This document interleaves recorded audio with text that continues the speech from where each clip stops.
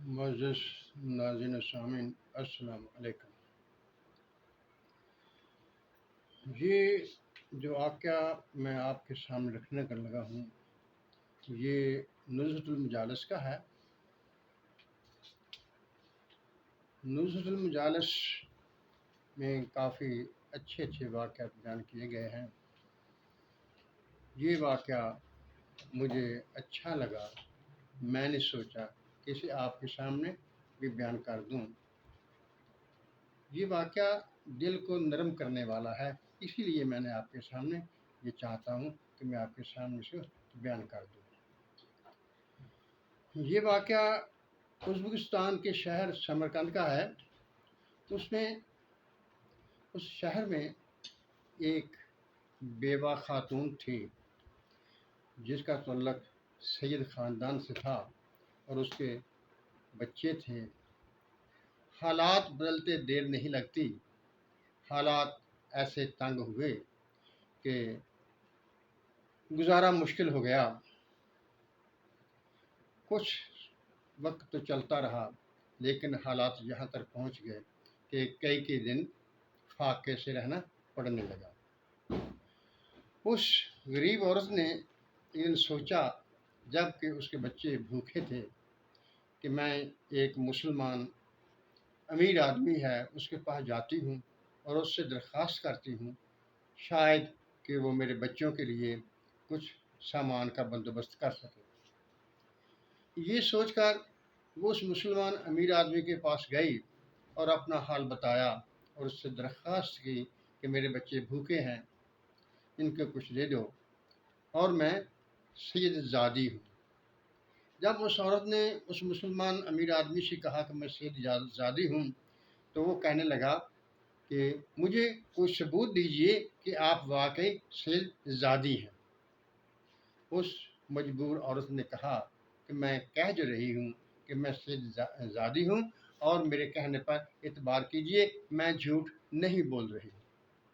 اس کے جواب میں وہ امیر آدمی کہنے لگا کہ میں ہر کسی کہنے پر کیسے اعتبار کر لوں، میرے پاس اتنا پیسے نہیں ہیں کہ میں ہر کسی کو دیتا رہوں، جاؤ اپنا کام کرو۔ جب اس مسلمان امیر آدمی نے یہ کہا تو وہ سید زادی روتے ہوئے اپنے بچوں کو لے کر اس کے پاس سے ہٹ گئی۔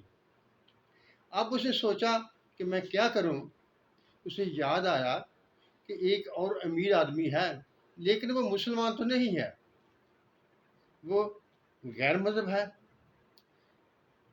اس نے سوچا چلو اس کے پاس چلتی ہوں، شاید اللہ کو منظور ہو اور اللہ اس کے دل میں رحم ڈال دے اور وہ میری مدد کچھ کر سکے۔ جب وہ عورت چلتی ہوئی اس شخص کے پاس پہنچی اور اپنے حالات اس کو بتائے، میں غریب عورت ہوں، میرے بچے بھوکے ہیں اور میں ایک سید زادی ہوں۔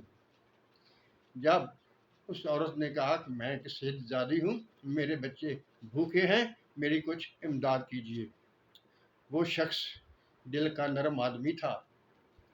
جب اس نے سنا کہ سید زادی ہیں تو اس نے ان کا ادب کیا، احترام کیا اور اپنے گھر والوں سے کہا یہ مکان جس میں ہم رہتے ہیں یہ اس سید زادی کو رہنے کے لیے دے دے اور میں ان کی خدمت کروں گا، آپ بھی ان کی خدمت کیجیے کیونکہ یہ سید زادی ہیں اور میں حضرت محمد صلی اللہ علیہ وسلم کی ان سے بہت محبت کرتا ہوں اور یہ ان کا خون ہے، لہذا ہم اس کی خدمت کریں گے، اس کے نوکر بن کے رہیں گے۔ اللہ تعالیٰ کے کرم کی وجہ سے وہ وہاں رہنے لگ گئیں، لیکن دوسری طرف جو وہ امیر آدمی تھا وہ مسلمان تھا۔ رات جب سویا تو اس کی خواب میں حضور صلی اللہ علیہ وسلم تشریف لائے اور فرمایا اے شخص، میری بیٹی آپ کے پاس، تیرے پاس مدد کے لیے آئی تھی اور تو نے ان سے ثبوت مانگا تھا اور ساتھ ہی جنت کا منظر دکھایا جس میں حضور اکرم صلی اللہ علیہ وسلم کے قریب ایک بہت خوبصورت محل تھا جو کہ چمک رہا تھا۔ وہ شخص حضور اکرم صلی اللہ علیہ وسلم سے کہنے لگا کہ یہ محل جو ہے یہ چمک رہا ہے، یہ کس کا ہے؟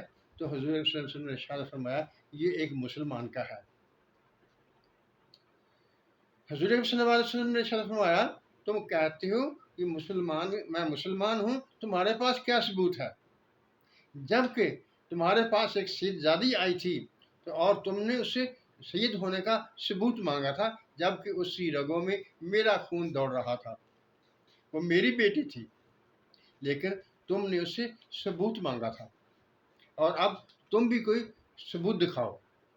جب یہ بات ہوئی تو وہ دل میں ڈرا اور اس کی نیند اچاٹ ہو گئی۔ جب اس نے دیکھا، اس کو خواب اپنی یاد آئی، تو اس نے سمجھا کہ شاید حضور اکرم صلی اللہ علیہ وسلم مجھ سے ناراض ہو گئے ہیں۔ اس سید زادی کی وجہ سے وہ بھاگا گلی میں، بازاروں میں، اور اس سید کو تلاش کرنے لگا۔ آخر وہ اس امیر آدمی کے گھر پر پہنچ گیا۔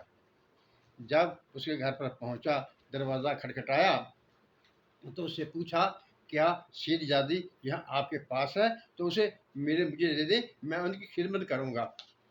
لیکن اس شخص نے کہا کہ تم جو محل دیکھ کر آ رہے ہو وہ میرا محل ہے۔ وہ کہنے لگا تمہیں کیسے پتا کہ میں خواب دیکھ کر آ رہا ہوں؟ تو اس شخص نے کہا حضور اکرم صلی اللہ علیہ وسلم نے مجھ پر کرم کر دیا، میں مسلمان بھی ہو گیا ہوں، اور میں اس خواب میں موجود تھا، اور وہ محل حضور اکرم صلی اللہ علیہ وسلم نے میرے نام کر دیا ہے۔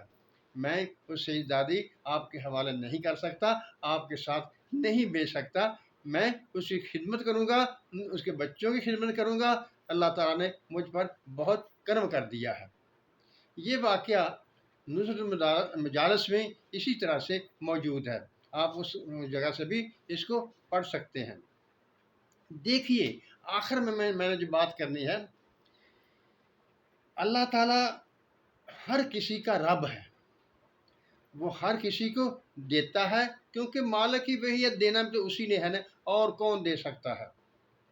اس کے محبوب بندے، اس کے انبیاء کرام، جن کو وہ دو لوگوں کی ہدایت کے لیے دنیا میں بھیجتا ہے، ان کو بھی کچھ اختیارات دیتا ہے، ان کی دعاؤں کا بھی اثر ہوتا ہے، جو کہ اللہ تعالیٰ قبول کرتا ہے، کیونکہ نمائندے تو وہ اسی کے ہوتے ہیں نا۔